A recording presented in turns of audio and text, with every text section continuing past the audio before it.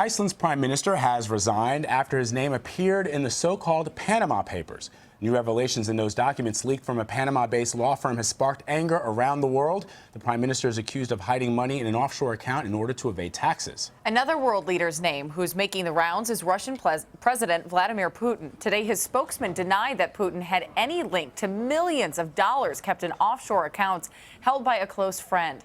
He called the investigation done by an international group of journalists misinterpreted in order to target Putin, saying any link to the Russian president was, quote, the product of imagination.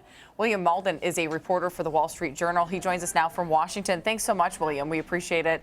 Why is Vladimir Putin's name connected to this leak, even though his name is not found anywhere in the documents?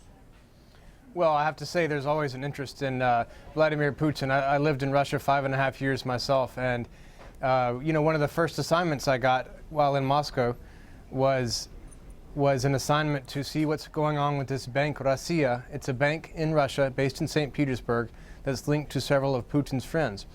And guess what? These revelations from these media organizations and investigative journalists tied to this Panamanian law firm have linked Putin's close friends to an array of money around the world, of questionable transfers, etc.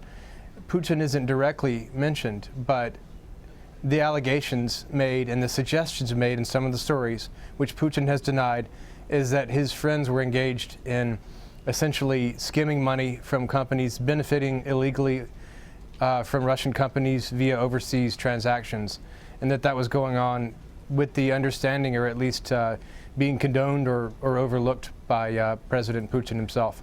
William, a lot of Vladimir Putin's friends and associates are connected to the Panama Papers leak. So will this hurt Putin's image with Russians? And if it does it even matter?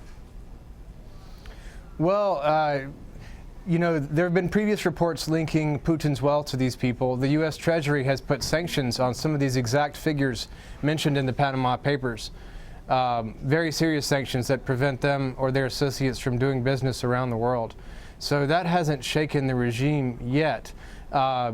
In Russia, there's only one dominant party, and that's Putin and his associates.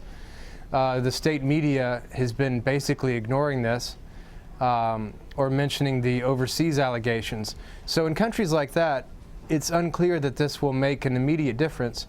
However, the level of detail in these allegations is just amazing. It's actually mentioning offshore companies' names, who had to sign off for the transactions among Putin's friends.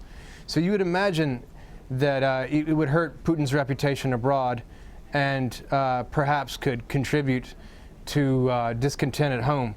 But there are many other countries involved with strong state-sponsored media, and it's unclear what exactly will happen there. Very different from the Iceland situation. Well, that's what I wanted to ask you about, William. Iceland's prime minister forced to step down in part because of those immediate protests that you're talking about in the country.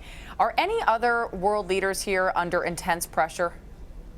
I was talking with a colleague of mine today who thought that China's President Xi Jinping is under a little bit of pressure because even though state media is very strong there, and even though the Communist Party has the reins of power, he has been on an anti-corruption drive for some time.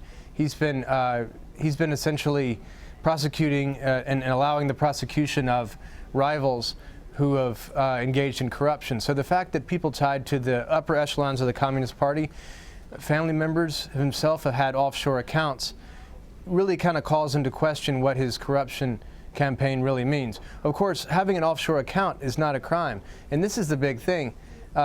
Some leaders are being hit for failure to disclose accounts. Others are just being accused of having offshore accounts and having offshore companies registered under their name that they may or may not have a significant financial interest in, if any. So it's a case-by-case basis. Iceland is a European, type Western-leaning country, strong political opposition. Other countries, Malaysia, for example, Saudi Arabia, where people have been linked to offshore accounts.